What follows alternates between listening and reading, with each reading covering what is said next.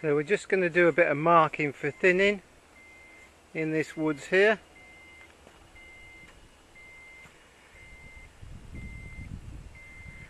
Let's go and have a look. Just a bit.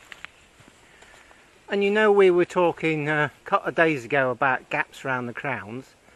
Well, you see there's that oak there and another one next to it. And, you know, we can get those crowns to expand a bit. There's some lower branches which I think probably some pruning will be needed if you wanted real nice timber. It'll take a long time for those lower branches to get killed off with shade, and I don't suspect it would happen now. It's sort of a woodland that's been allowed to be game cover rather than anything else for quite a long time, which isn't a very pleasant experience. And here's my mate Alistair. Hello. We're going to chunter about nonsense a bit later on. And we just got a new planting this side. I remember when this was 6 foot high. But look, the oaks are starting to get away, which is great. I think we'll probably have to leave it for a while longer yet, but it won't be long before we'll need to go in there and do a first thinning. But it's a beautiful day. Yeah, and this track here is like, what's down there? The sort of mildew, powdery substance on the oak leaves. Yeah, you often get that this time of year. You get that quick spurt of growth in the late summer called the lammas growth, and then you get then you got this soft leaves, and you do get quite a lot of mildew this time of year. I don't think it's a problem. It's just one of those things. Yeah. So. Here we are. Yeah. So the long view on this is just to sort of. It's a difficult one because there's only a few nice trees in this. Yeah, but you just got to just sort of see what happens. I think if we left it, it would just get worse and worse. And in some ways, sometimes, in one of the another woods that I do, we've actually said, no, we're going to take the big ones. Okay. Nice. Take the big ones and then let the regen and the smaller ones get away. Get a nice varied. Yeah, because there is a real different. You know, you can keep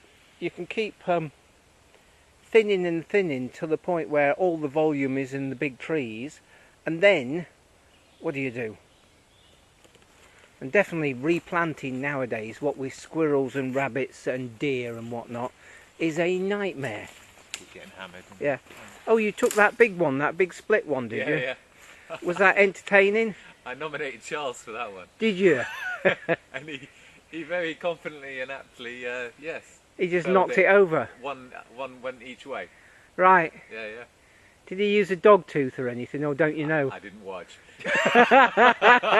That was really big and cracked all the way up, and then it split into two.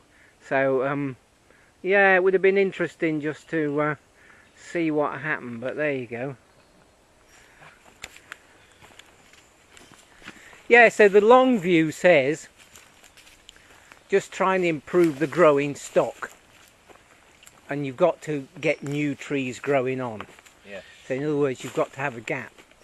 And even though there's a lot of ash here, I still think we need lots and lots of ash regeneration, because I've seen regen, and you're just in amongst it really healthy, and then you'll get a few dead ones from dieback. Well, genetic variation, I think, vitally important.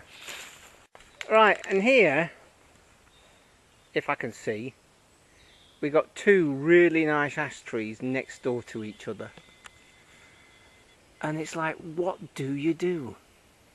My opinion is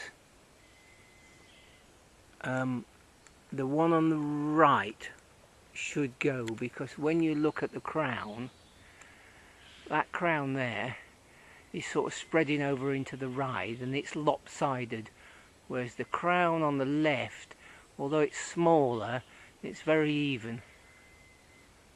Yep. Yeah, all good. Yeah, that makes sense. And the Yeah. one to the left of that, then that'll go as well then. The one to the left, I think, will go, and then of course on this side we got this funny thing here, but it will probably open that up. Yeah. Yeah. Yeah, and it's a young ash, that one on the right as well. isn't it? Yeah, So the that'll crown's give a it bit funny though, isn't it? Yeah. But we can wait and see. But this lopsided crown here, it's not going anywhere. Righty. And that's nice processing grade firewood anyway. I mean, years ago that would have been used for fence rails, furniture, you name it. But nowadays it all goes into one product at the moment. Yeah.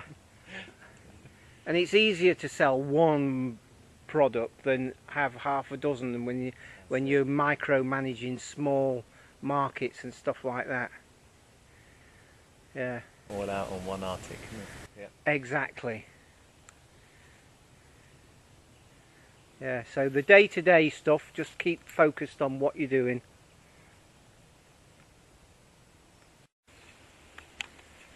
It's quite a tricky one. We're really looking at spacing and crowns.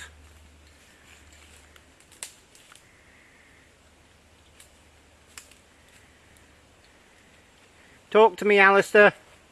I'm a bit lost here, Andy. I've gone a bit. Are you talking about life or what? What about this bendy thing here? Not much around. Yeah, I was looking to the left of it. There's a forked ash, so it's a bit. Yeah, there's a nice one behind it. Well, take the bendy. Take both. Well, I don't know. What do you think? That larch to the right of it's coming out, so it's. Got to leave something. Yeah, so you mark that one. I'll take the one to the left of it then. That's got a kind of split about 10 foot up anyway. So, and we'll leave that one there. Then otherwise there'll be too much of a gap, isn't there?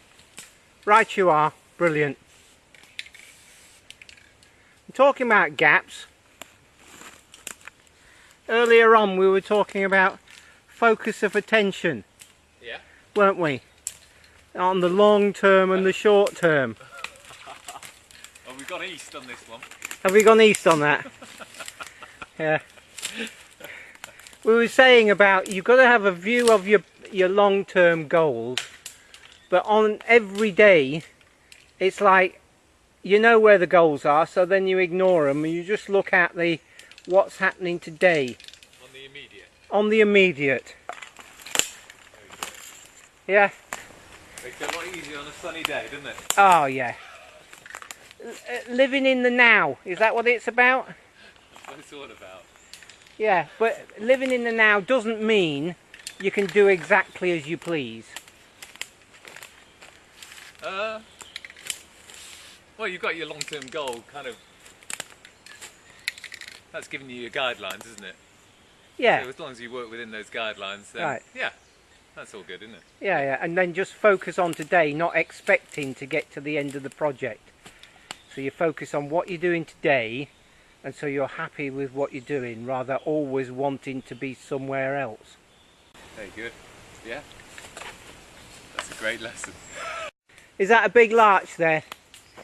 Oh, it's quite a bent top, isn't it? Yeah, and it's some nice young growth around it, so I think it'll free up a bit of light and. It's a nice stem though. But, Yeah, but is it all one-sided? yeah, I'm mixing it up with the ash in there. Yeah, it's drifting over to the right a bit, isn't it? Yeah, but this ash this side, Yeah. if you look, it's got rotten bottom Yeah, the crown's a mess. and the crown's a mess. So shall we have that one instead?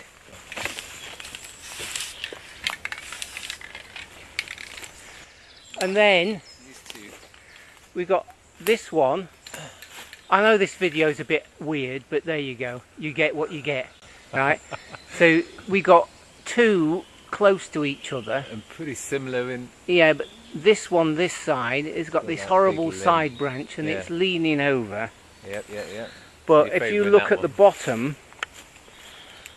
they're both very similar. There's no rot pockets. I reckon this one on the left. Yeah. Yeah. It's going to make a mess when it comes down. It is going to, canopy's pretty large, isn't it? So it will, yeah, devastate a few things, but... Devastation within sight. I certainly hope not. Yeah, it's got a nice falling straight down, you know, past in front of you. Yeah, yeah, if you create a gap there. Yeah. Yeah, it'll be grand. Anyway, we're going to get on with this now, because otherwise it was just more of the same. More witcherings. Two old fellas. About life in the woods. Catch up with you later.